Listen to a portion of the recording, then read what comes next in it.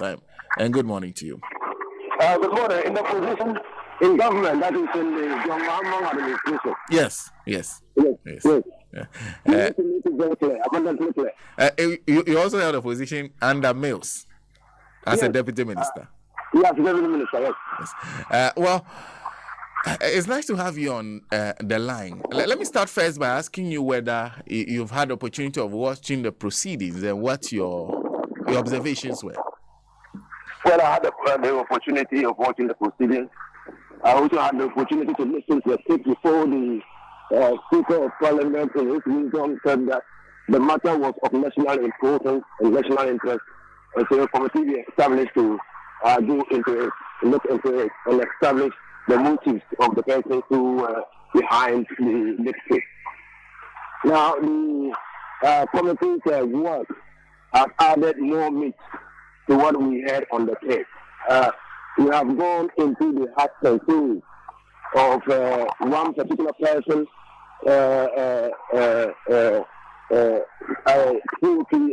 Inusah, to see how their subversive activity was being carried out, what motivated the meeting, and why he, on a terminal 3-month leave, could still be angling for the position of an IGP.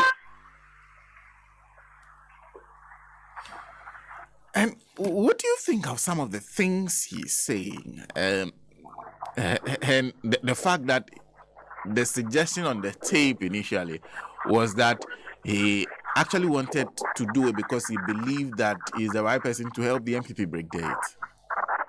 Well, I think that I understand he's a lawyer.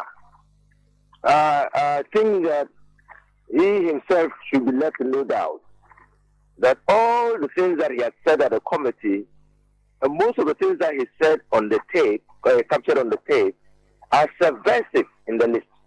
They are subversive of the state.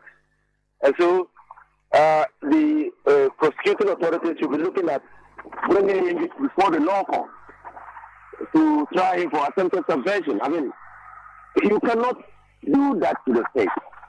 You cannot disturb the lawful state order in the way that he sought to do it. Now, Dampari, whatever his shortcomings, has been made the chief, the IGP, Inspector General Police of Police, the highest post within the police service. He represents an institution of state that is responsible for the protection of persons and property, the enforcement of law and order. And so, if a person within the police service thinks that he is in his right to undermine the execution of this job, the performance of the duties of the IGP, then that person, to say the least, is unpatriotic. And for even the reason that he gave, democracy is about election. It's about manifesting the will of the people. It's about creating an equal and even ground, equitable ground, for people to determine the leadership of a country. Elections are applications for leadership, for positions within the state. And people, we the people, as the Constitution says, have the right to determine who rules us. And that right must be exercised freely and must count when we do express our views. For a person to say that he has the magic wand to enable the MPP to get the aid, and so is otherwise eligible to be the IGP for the purposes of breaking the aid, is to be a subversive person. That person is a subversive person, to say the least. Because in his thinking, in his intention, in his view, the vote of the people in determining who becomes the leader of the country doesn't matter. He can subvert the mandate of the people and produce a result. And that is what is worrying and troubling. So then, are you surprised that the entire discussion is about the IGP, and there's not so much thought given to the actual intention behind him wanting to be IGP. That is why at point that in the committee meeting, I thought that the committee members let go militants. Probably it is because of their appreciation of the need to protect the security of the state. But clearly, what Alhaji Inusah did was to shift attention from their treacherous, subversive activities to the performance of an IGP. And that is not the matter in issue. The matter in issue is people conspiring to undermine the authority of the state as captured in the IGP.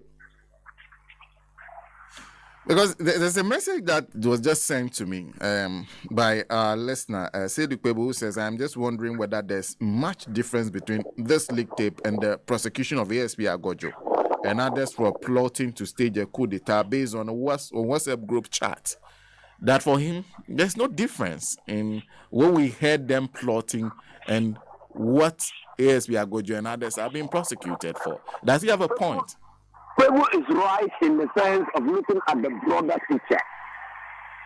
What that means to the state. Because the institutions of state, to be able to perform their functions in a fair and impartial manner, have to be autonomous. Bureaucrats all over the world have been able to achieve their mandate because of the autonomy they have enjoyed and the insulation of the bureaucracy from petty partisan consideration. And so, if a person plots to undermine the autonomy of a state institution, that person is being subjected in the list. And in that context, it is not different from the trial of Agojo and so. But you said he was, you refer to the fact that he is a lawyer. Knowing that he is a lawyer, and therefore he will at least advise himself before he's advised by even his counsel. Are you surprised about the things he's able to say before the committee and the way he responded to some of the questions and some of the open admissions he's made? Well, he has been consumed. In fact, listening to him, it appears to me that he has been consumed by an inordinate partisan ego. That's what it appears to me.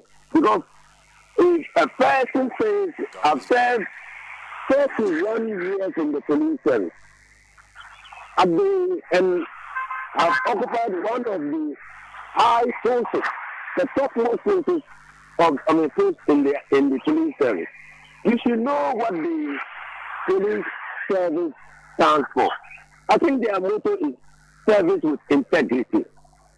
And that the integrity here means doing things consistent with law, consistent with good conscience, and not tarnishing the reputation of the service.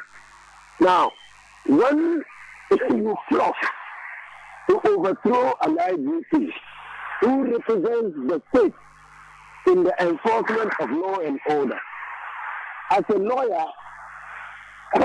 even entertaining that idea must be repulsive to you. Must be, if you understand what the interests and values of the police service. I don't think, and that is symptomatic of what we are seeing in state institutions. I don't think he clearly appreciated his role as a policeman in this country. And many characters like him are those who are undermining the state and whittling away the confidence of the citizens in institutions of state, because they put partisan considerations ahead of their professional service. And that statement you made is why a lot of people are worried watching him, that for a COP, Commissioner of Police, the highest rank you can ever rise to as a police officer, to sit before a committee say some of the things he said and the conclusions, like you said, that does this person even appreciate his role as a police officer? We expected him to speak with some level of intelligence, but it seems like he really does not care. He's really consumed. But no, he cares. He's consumed. That's what happens when you allow your personal idiosyncratic interest to consume your thoughts. One part of your brain which processes your thoughts and make sure that you are rational and educated in the way you talk. It doesn't function. It doesn't function any longer. And so you are not talking from your heart. And the heart doesn't think. It only pumps blood. And that is what has happened. Because he has been so consumed, he refuses to think. And let me on that point by asking what you think the implications of his testimony before the committee are. The implications are that we are in good crisis. He says, without apology, that the police service is divided along partisan political lines. So, you are at risk, I am at risk. It means that if I'm fortunate to be arrested by a police or accosted by a police person who is of a political persuasion that I do not belong to, I might not get fair treatment. And so, all of us must be worried. I posted on another platform that his testimony is troubling and concerning. It's a matter of concern. And that clearly I don't get exactly what he's seeking to achieve by his testimony. I mean, is he seeking to vindicate what he thought to do with Bugro Nabu? Or what? I simply do not get it. Or is it because he's an eternal lead?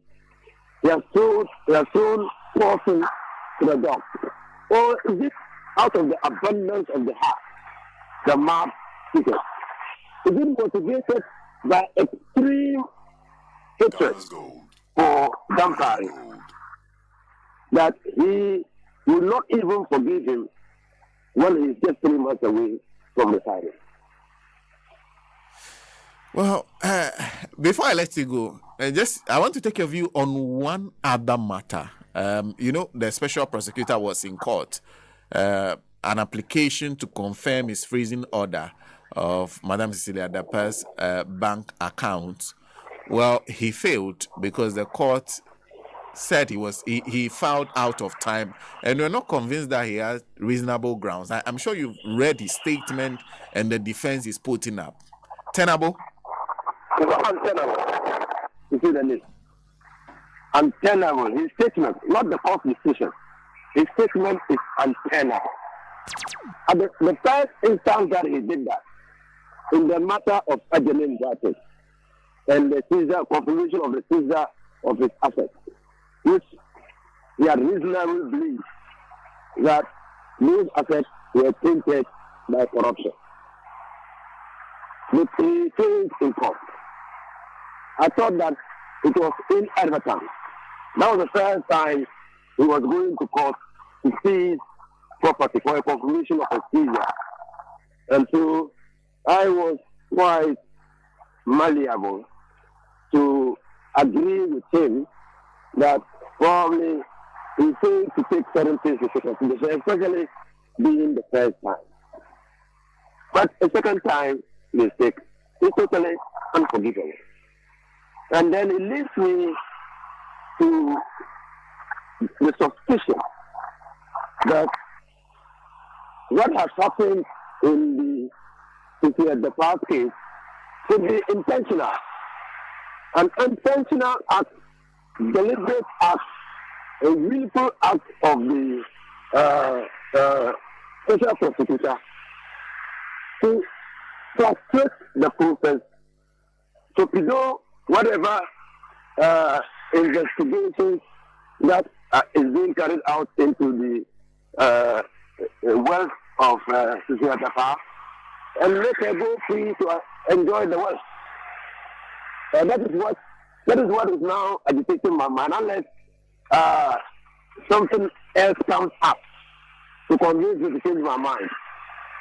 Because, first of all, when you look at Section 32, and I and my committee worked assiduously to navigate the fine contours of Article 88 to create the office of the Special Prosecutor. We were aware of the dangers of the office, in the sense that if we did not insulate that office against political partisan considerations and give the occupier of the office some level of operational, financial independence and autonomy, we might be creating an office not fit for purpose.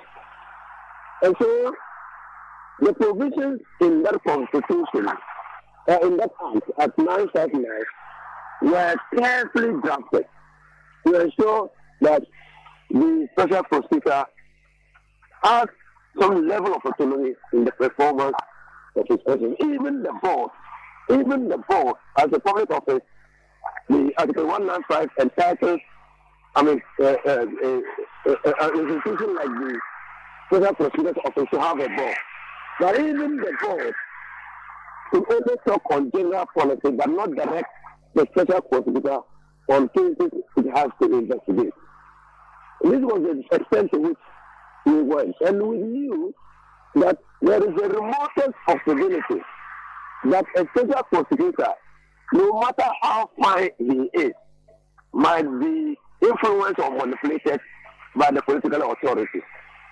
And so, we also thought that the Special Prosecutor must be restrained from arbitrary use of power. That is, we thought that we should protect the rights, especially the property rights of persons.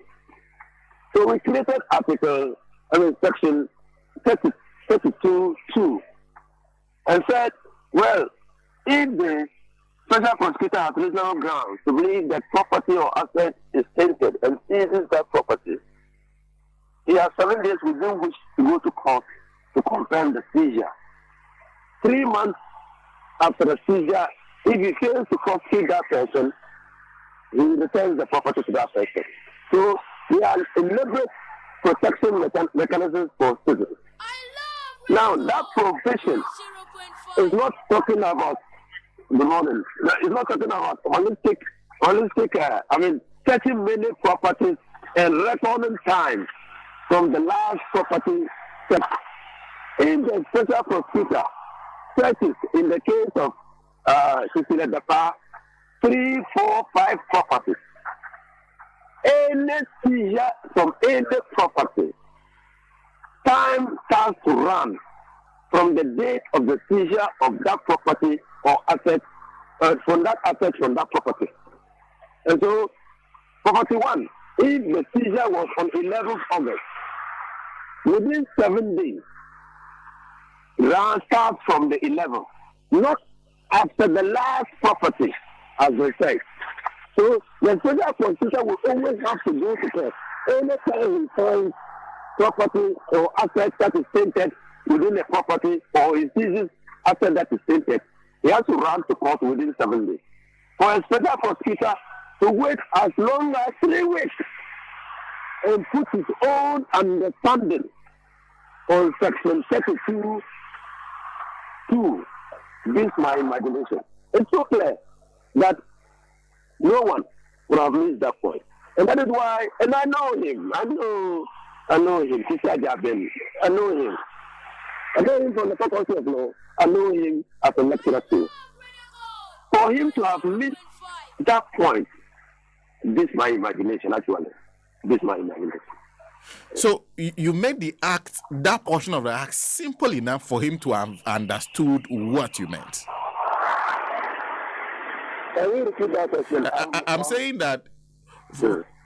as far as you are concerned, because having been part of the parliament that passed that act, it is Having been simple as part of the committee, okay. I was a ranking member of that committee, and I traveled to Singapore to look at how the office of the special prosecutor works. Part of the members of the committee went to South Africa to look at how the South African office works.